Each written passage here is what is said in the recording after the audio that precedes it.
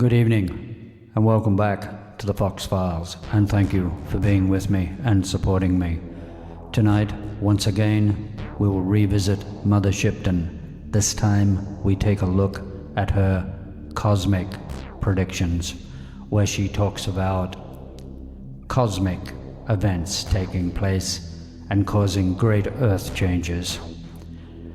If you have a look at her predictions with an open mind, you might say to yourself, it explains much of what is going on in the world today. Thank you.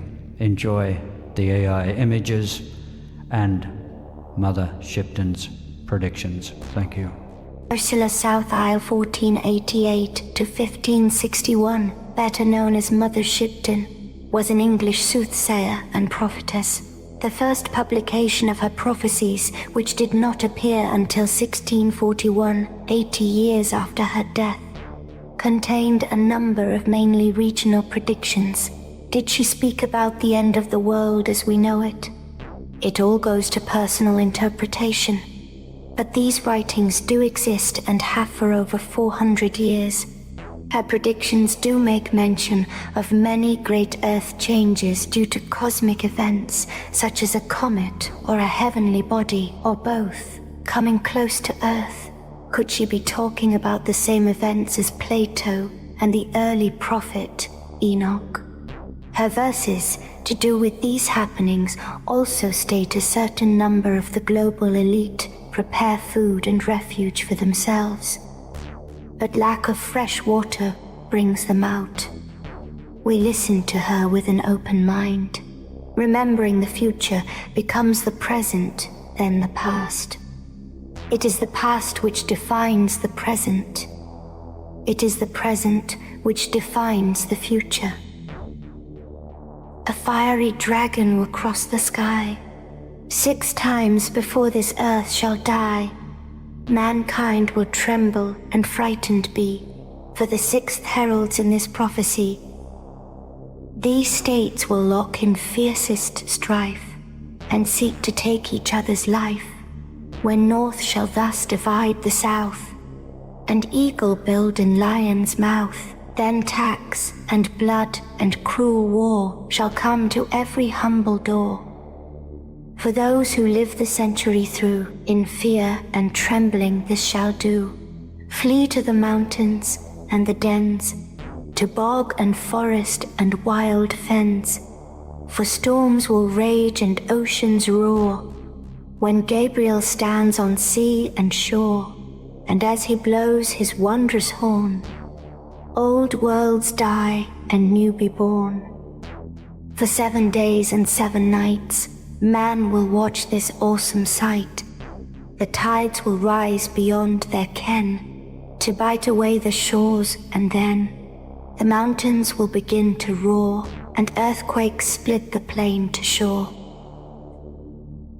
And when the dragon's tail is gone, man forgets and smiles and carries on, to apply himself.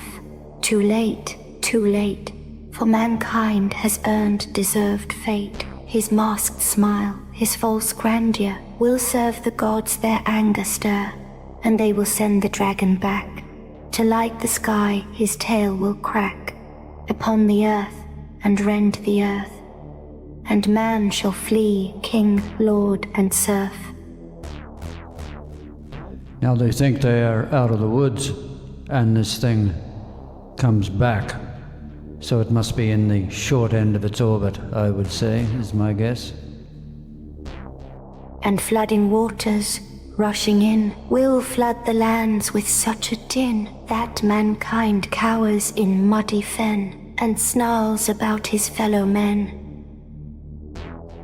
And before the race is built anew, a silver serpent comes to view, and spew out men of like unknown, to mingle with the earth now grown, cold from its heat, and these men can enlighten the minds of future man, to intermingle and show them how to live and love, and thus endow the children with the second sight, a natural thing, so that they might grow graceful, humble, and when they do, the golden age will start anew. This verse sounds very much like it is taken from the book of Revelation, very similar. He bares his teeth and fights and kills, and secretes food in secret hills, and ugly in his fear he lies, to kill marauders, thieves and spies. Man flees in terror from the floods, and kills and rapes and lies in blood, and spilling blood by mankind's hands will stain and bitter many lands.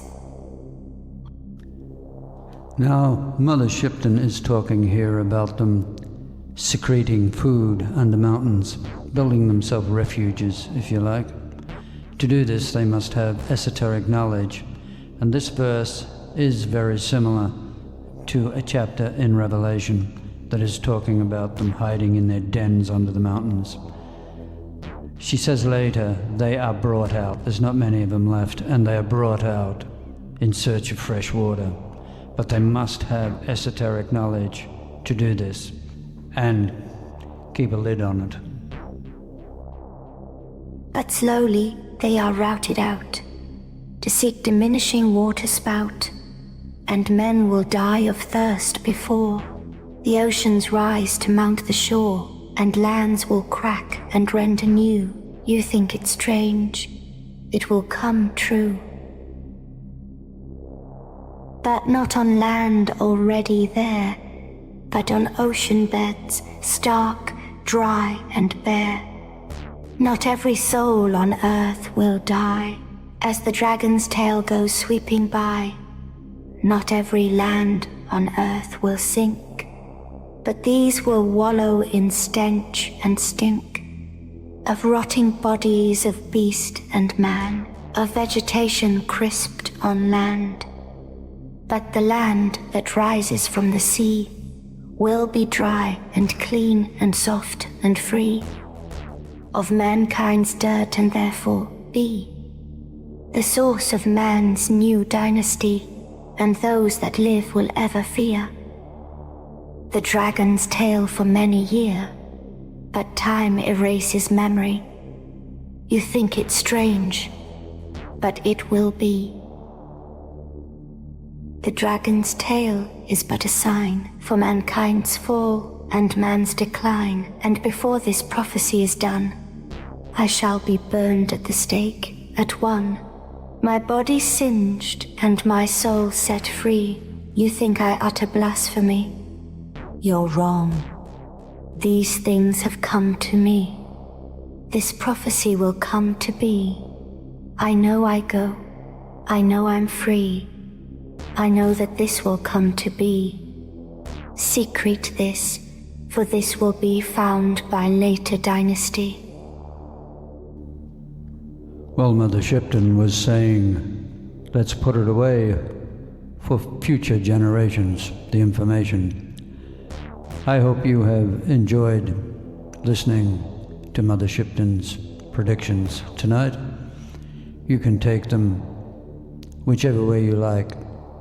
It's all up to the individual.